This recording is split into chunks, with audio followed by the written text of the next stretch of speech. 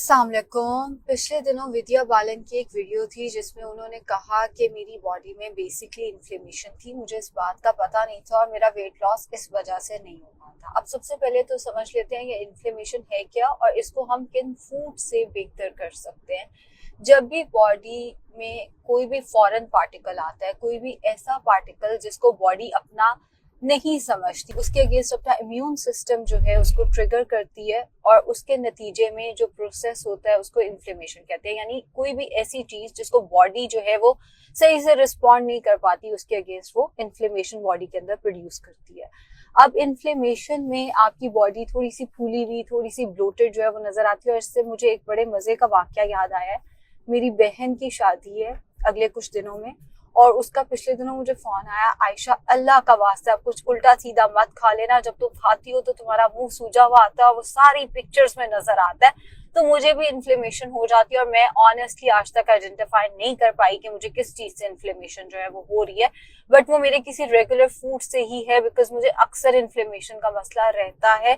मेरा जब मैं सुबह सो के उठती हूँ तो आईलिड्स पे मैं मेकअप नहीं कर सकती, मेरी आंखें इस हद तक सूजी हुई होती हैं, बट अगले 2-3 घंटों के अंदर अंदर वो नॉर्मल हो जाती हैं। एंड अगर मैंने थोड़ा बहुत आइडेंटिफाई किया है कि ये किस चीज से होता है, तो वो 6-7 बजे के बाद अगर मैं नमक का इस्तेमाल ज्यादा कर लूँ, कोई भी ऐसी चीज जैसे मटन या बीफ जिसके अंदर सोडियम की मिकदार ज्यादा है उसका इस्तेमाल ज्यादा कर लूँ, तो मेरे ख्याल में अभी तक जो मैं आइडेंटिफाई कर पाई हूँ, मुझे उससे थोड़ी सी इन्फ्लेमेशन हो जाती है। बट हर एक का जो ट्रिगर है वो डिफरेंट हो सकता है। कुछ लोगों को दालों से हो सकती है इन्फ्लेमेशन, कुछ को किसी एक, जैसे विद्या बालन के केस में उन्हें 2 सब्जियों से इन्फ्लेमेशन जो है वो हो रही थी। तो हर एक का जो इन्फ्लेमेशन का ट्रिगर है वो डिफरेंट हो सकता है। वो कोई सादा सब्जी भी हो सकती है और वो कोई पिज्जा बर्गर के अंदर डली हुई सॉस भी हो सकती है।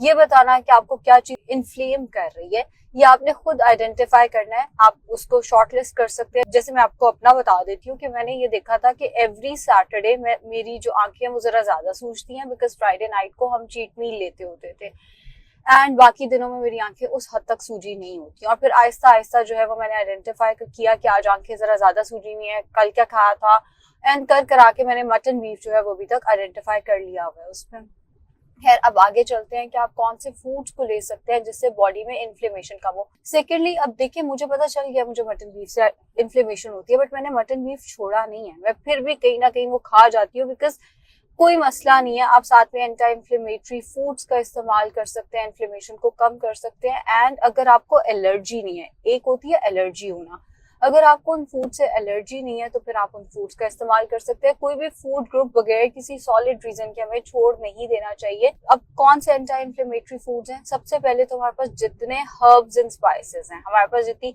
दालचीनी है, हल्दी है, काली मिर्च है, जीरा है, मेथी है, अजवाइन है, जितनी हर्ब्स एंड स्पाइसेस हैं सारी की सारी एंटी इन्फ्लेमेटरी हैं। हमें लगता है कि खाने के अंदर मसाला ज्यादा, कई पेशेंट्स मुझसे पूछते हैं कि हम खाने के अंदर मिर्चें कितनी डालें। भाई, लाल मिर्च का इस्तेमाल जरा कम रखा करें। बाकी मसाले आप जितने हेल्दी मसाले, घर के बने हुए मसाले आप जितने लेना चाहें, उससे इस केस में कोई खास मसला नहीं होता, बल्कि इन्फ्लेमेशन इनफैक्ट वेट लॉस से भी, उसमें वेट लॉस में हेल्प ही मिलती है, बिकॉज बॉडी में इन्फ्लेमेशन जो है वो कम होती है इससे। सो जितने हर्ब्स एंड स्पाइसेस हैं उनका इस्तेमाल दिल खोल के करें। हल्दी स्पेशली उसके अंदर आ जाती है, बाकी भी जितनी चीजें। अब अलसी बहुत अच्छी एंटी इन्फ्लेमेटरी है, इनफैक्ट जितने सीड्स हैं, बट मुझे पर्टिकुलरली मैंने अलसी को एक्सपीरियंस किया है कि वो बहुत अच्छी एंटी इन्फ्लेमेटरी है। एक और चीज, अलसी हर एक को सूट नहीं करती। कुछ लोग अलसी खाते हैं, उनका मेंस्ट्रुअल साइकिल डिस्टर्ब हो जाता है। कुछ लोग अलसी खाते हैं, उनका बीपी हाई हो जाता है। आपने थोड़ी सी अलसी ट्राई करनी है कि वो आपको सूट कर भी रही है या नहीं। 1/4 टीस्पून दादड़ करके वहां से शुरू करनी है और उसके बाद आप आहिस्ता आहिस्ता 1 टीस्पून तक आ सकते हैं। अगर आपको अलसी सूट नहीं करती, आप बाकी सीड्स, जिसमें चिया सीड्स आ जाते हैं, सेसमे सीड्स आ जाते हैं, सनफ्लावर सीड्स आ जाते हैं, आप उनका इस्तेमाल भी कर सकते हैं। इसके बाद हमारे पास आ जाते हैं फ्रूट्स एंड वेजिटेबल्स। हम जानते हैं कि हमारे पास जितने फ्रूट्स एंड वेजिटेबल्स हैं वो एंटीऑक्सीडेंट्स का बहुत अच्छा सोर्स है, पर्टिकुलरली वो फ्रूट्स एंड वेजिटेबल्स जिनमें विटामिन सी ज्यादा है। वैसे तो सारे फ्रूट्स एंड वेजिटेबल्स, बिकॉज किसी में विटामिन ए भी ज्यादा है, तो विटामिन ए भी तो एंटीऑक्सीडेंट है। सो जितने हमारे पास फ्रूट्स एंड वेजिटेबल्स हैं वो सारे के सारे इन्फ्लेमेशन को कम करने में हेल्प करते हैं। तो आप फ्रूट्स एंड वेजिटेबल्स का इस्तेमाल पका के, सब्जियां पका के खाई जा सकती हैं। जूसेस नहीं प्लीज, फ्रूट जूसेस वेजिटेबल्स नहीं, फ्रेश फ्रूट्स का इस्तेमाल जो है वो किया जा सकता है। इसके साथ साथ हमारे पास जो नट्स आ जाते हैं, बादाम, काजू, पिस्ता, अखरोट वगैरह, ये भी इन्फ्लेमेशन को कम करने में हमें हेल्प करते हैं। सो नट्स का इस्तेमाल भी हमें रेगुलर बेसिस पे करना चाहिए अगर हम इन्फ्लेमेशन को कम करना चाह रहे हैं। होल ग्रेन्स आ जाते हैं जिसमें हमारे पास देसी गंदम आ जाती है, जौ आ जाता है, ओट्स जिसको जई कहते हैं वो आ जाते हैं। ये भी इन्फ्लेमेशन को कम करने में हेल्प कर सकते हैं। अब एक और चीज यहाँ पे ये समझनी है कि हर चीज हर एक को सूट नहीं करती। हो सकता है जो सब्जी आपके लिए एंटी इन्फ्लेमेटरी के तौर पे काम कर रही है वो किसी और को इन्फ्लेमेशन दे रही हो, तो आपने कहीं ना कहीं इस पे खुद से काम करना होता है। जैसे आईबीएस का पेशेंट है, उसे कहीं ना कहीं अपना ट्रिगर खुद आइडेंटिफाई करना होता है कि मैं कौन सी चीज खा रहा हूँ जिसकी वजह से मुझे प्रॉब्लम आ रही है।